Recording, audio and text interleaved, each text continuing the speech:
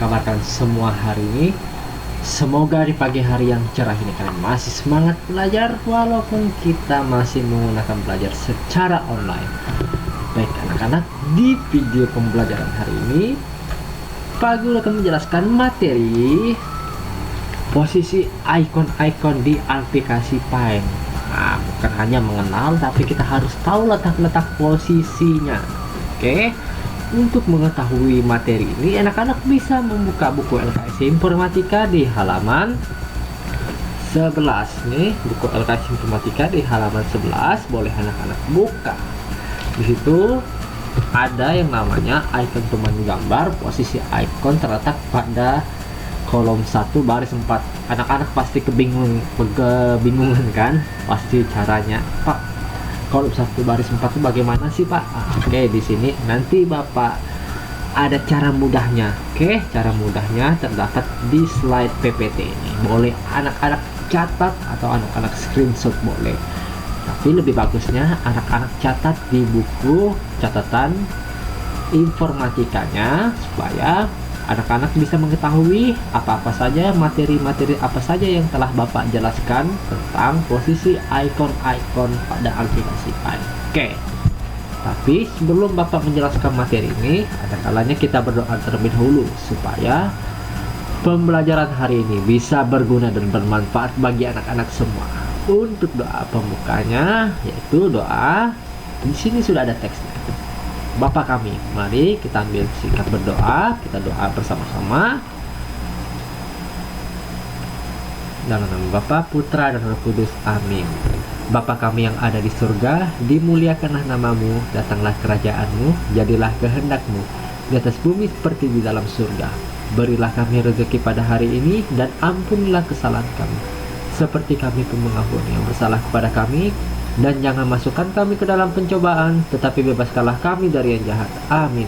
Dalam nama Bapa, Putra, dan Roh Kudus. Amin. Baik anak-anak, kita langsung saja. Yang pertama, ikon pemandu gambar. Ini ikon pemandu gambar terdiri dari pensil. Nah, ini pensil. Ntar kursor Bapak menghilang. Nah, ini pensil. Yang ini brush dan airbrush. Nah, di sini berbeda sedikit dengan buku LKS supaya yang di slide ini supaya kalian bisa memahami cara membacanya. Oke, cara membacanya seperti ini. Ini icon pensil. Posisi icon pensil terletak di group tools. Terdapat di kolom 1 baris 1. Di sini Bapak sudah mempunyai yang namanya aplikasi Paint. Bapak sudah membuka aplikasi Paint. Oke, nah, ini Bapak hapus dulu. Nah, pada kolom 1 baris 1 yang dimaksud ini, anak arahkan kursornya di group tools. Nah, ini seperti ini, Bapak garis dulu. Ini cara bacanya, ini disebut dengan kolom menghadap ini kolom. Ini disebut dengan vertikal. Oke, kita catat dulu ya. Vertikal. Oke, ini vertikal. Sedangkan baris, nah ini baris namanya. Biasa disebut dengan horizontal.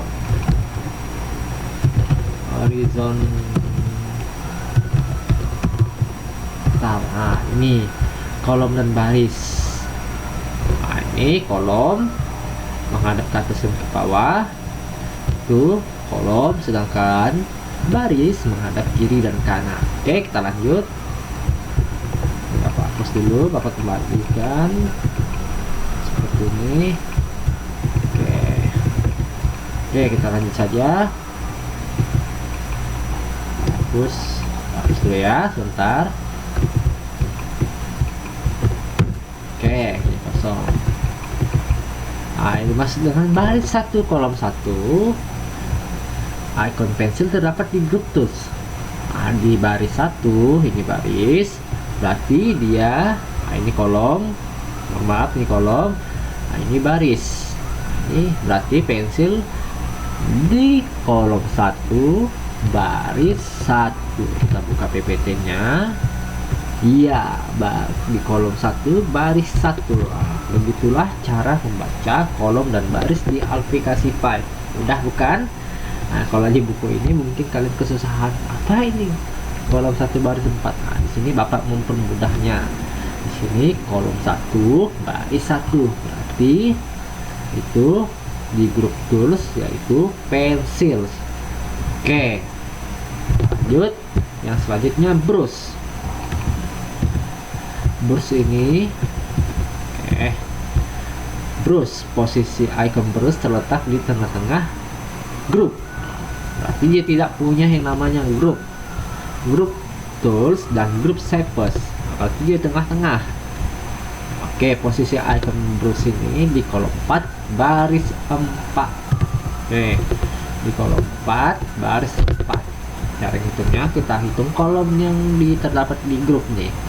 Di sini ada 1 2 3 4 5. Oke, 5 grup. Berarti di tengah-tengahnya di sini 1 2 3 4. Berarti brush terdapat di kolom di kolom 4 di baris 4. Oke, itu tools. Berarti terdapat di grup tools dan shapes, berarti ya posisinya di tengah-tengah. Itu brush. Sedangkan airbrush sama, cuman posisinya airbrush ini sama di kolom 4 baris 4. Airbrush itu terdapat di, tinggal anak-anak klik seperti ini di brush. Kita hitung 1 2 3 4. Berarti di baris 4. Nah, itu airbrush. Nah, ini airbrush. Oke, kita lanjut. Yang kedua itu icon pengcopy gambar. Oke, di sini terdapat free from select dan select. Free from select ini posisinya terletak di grup image, terdapat di kolom 1 baris 2. Kita buka. Oke, di grup image berarti di kolom 1. Ini kolom 1. Kita buka, berarti di baris 2. Oke, berarti benar. Sedangkan select tadi terdapat di posisi icon select terletak di grup image, sama terdapat di kolom 1 baris 1. Oke, kalau free from select terdapat di kolom 1 baris 2, sedangkan select terdapat di kolom 1 baris 1. Itu adalah icon pengkopian. Oke, yang selanjutnya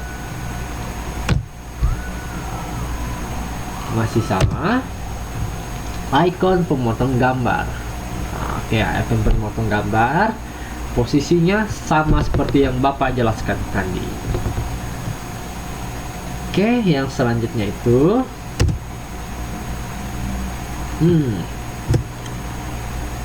icon penghapus gambar. Tidak asing lagi kan? Ini gambar eraser atau penghapus. Eraser. Posisi icon eraser ini terletak di group tools, terdapat di kolom 1 baris 2.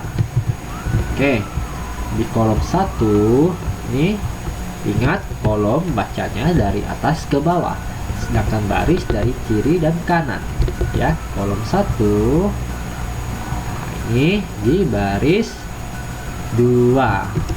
Oke, sedangkan free from select sama seperti Bapak jelaskan tadi, posisi ikonnya terletak di grup image di kolom 1 baris 2, sedangkan select terletak di grup sama image terdapat di kolom 1 baris 1. Nah, ini adalah icon pembesar. Oke, icon pembesar ini biasa disebut di magnifier, posisinya terletak di grup tools, terdapat di kolom 3 baris 2. Kita buka aplikasi Find. Oke, sudah terbuka. Oke, terdapat di kolom 3 baris 2. Kolom 3 1 2 3 di baris nomor 2. Ini baris nomor 2, berarti baris dari kiri ke kanan. Oke, baris nomor 2. Simpelnya, cara simpelnya yang mudahnya membacanya, anak-anak perhatikan kursor Bapak. Nah, ini sudah terdapat di grup Cypress. Ini bapaknya udah contoh. Ini 1 2 3 4 5 6 7, berarti 7 kolom yang terdapat di grup Cypress. Sedangkan barisnya 1 2 3, berarti terdapat 3 baris kolom di grup Cypress. Nah, itu adalah cara mudah anak-anak untuk memahami yang mana namanya kolom, yang mana namanya baris. Oke, kita lanjut. Nah, ini ikon pemandu garis. Ikon pemandu garis terdiri dari line dan curve. Posisi line terdapat di grup Cypress, terdapat di kolom 1 baris 1. Oke, sedangkan curve terletak di grup Cypress, cuman yang membedakannya adalah kolom dan baris. Kalau kolomnya di kolom 2 dan barisnya baris 1. Kita lihat, Bapak buka aplikasi Paint. Ini line di baris 1 kolom 1, sedangkan curve di kolom 2 baris 1. Tuh. Yang selanjutnya, ikon pemandu kotak. Terdiri dari rectangle dan rounded rectangle. Posisinya terdapat di grup Cypress ya. Keduanya sama-sama di grup Cypress, dan untuk kolomnya posisinya sangat berbeda. Kalau rectangle di kolom 4, kalau rounded rectangle di kolom 5. Cara bacanya sama seperti ikon pemandu garis. Oke, kita buka aplikasi Paint. Rounded rectangle di 4 di kolom 4, sedangkan di rounded rectangle di kolom 5. Oke, 1 2 3 4 terdapat rectangle, sedangkan yang kelima rounded rectangle. Oke, kita lanjut buka PPT-nya. Yang terakhir ini ikon Paint lainnya. Oke, terdiri dari fill with color, color picture, dan text. Grupnya sama, grupnya yaitu grup tools. Ingat, fill with color, color picture, dan text. Jika Bapak tanya terdapat di grup mana, anak-anak harus bisa menjawabnya ya. Ketiga icon ini terdapat di grup tools. Fill with color, color picture, dan text terdapat di grup tools. Oke, cuman yang membedakannya adalah kolom dan barisnya. Kalau fill with color di kolom 2 baris 1. Kalau color picture terdapat di kolom 2 baris 2.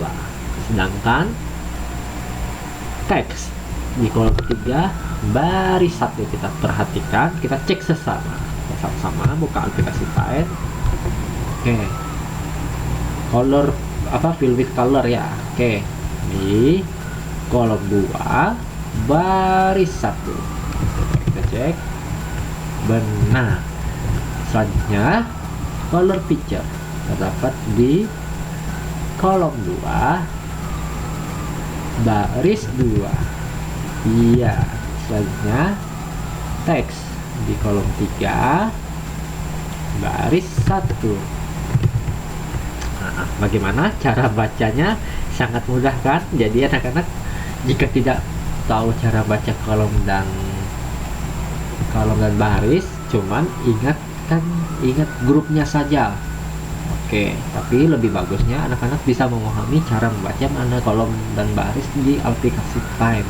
Nah, di sini cara bacanya Bapak mempermudah, Bapak mempersimpel. Oke, supaya anak-anak bisa memahami cara membaca baris dan kolom di aplikasi Paint. Kalau di buku LKS kan kalian bingung.